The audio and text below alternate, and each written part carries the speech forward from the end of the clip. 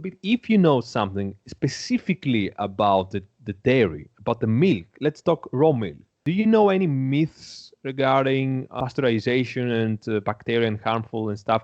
Yeah, okay. So there's a lot of myths around the bacteria in milk. First of all, people think that you can get very harmful bacteria and you can die from that. That's not the case, though, because even if you were to get some kind of technically harmful bacteria, it's only doing a job, which is to break down something that's already on its way out. So if you succumb to some kind of infection, it's because you had something in your body that's essentially makes you toxic.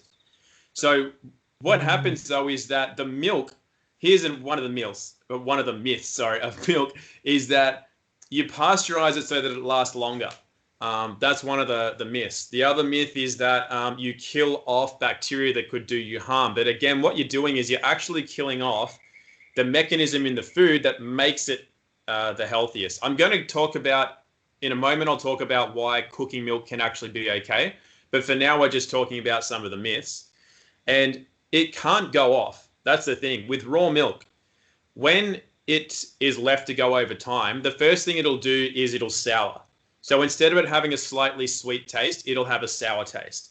That's an indication that the bacteria are starting to switch over in their, first of all, in the amount of bacteria and also the type. There's more lactic acid in there. That's the sourness of the milk. Now, after it's gone sour, it'll then start separating. So if you leave that in a glass jar, instead of it looking like all white milk, it'll separate where you'll get clear liquid and then you'll get a white solid looking thing on top. So that's whey. Whey is the protein in the milk, and that's used to ferment foods and a lot of other purposes. And then you have curd on the top. That's the white stuff, and that can be made into cheese.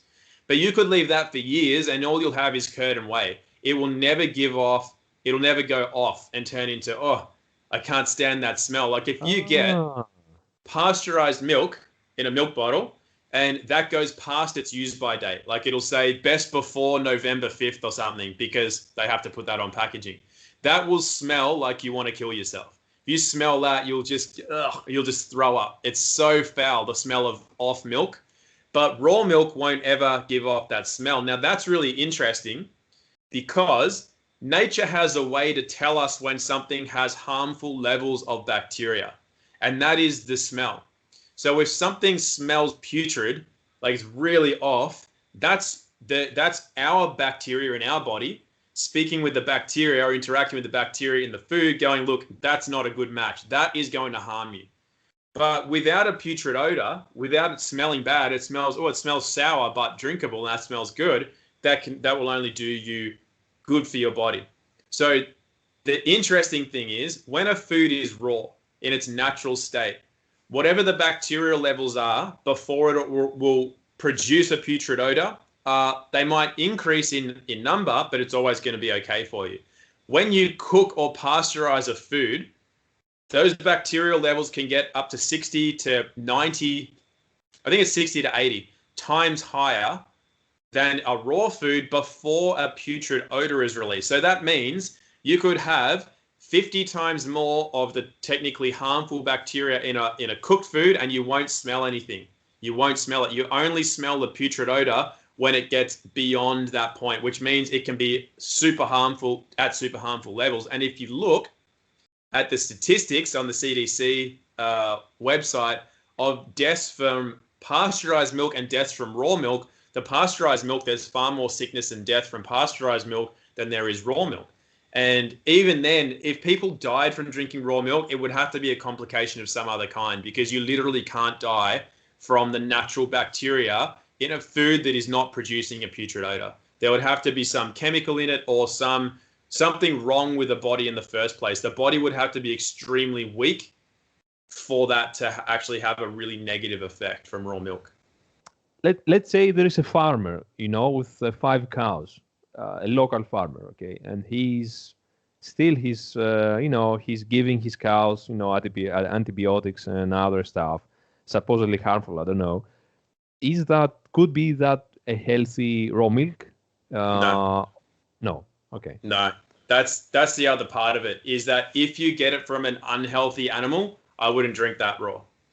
Okay. Because for main reason is remembering that fungus, bacteria, and parasites, for example, they have a role to play in nature. In a strong and healthy body, they're just there to be in balance and help us break down what our body doesn't naturally break down by itself. So when you have an animal that's treated badly, doesn't get enough sunlight, doesn't have access to fresh food, which is grass, which is what they naturally would eat, if they're injected with hormones and other chemicals and vaccines, then they are going to be they're going to have sick tissue in their body. When an animal or a human has sick tissue, we have a higher need for more destructive kinds of infections, such as bacterial infections, fungal infections, and more parasites than we would otherwise need.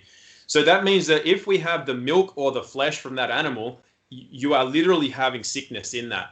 And that can be susceptible to having things like that could make you sick because of the amount of extra bacteria and things that can be in that particular body or milk.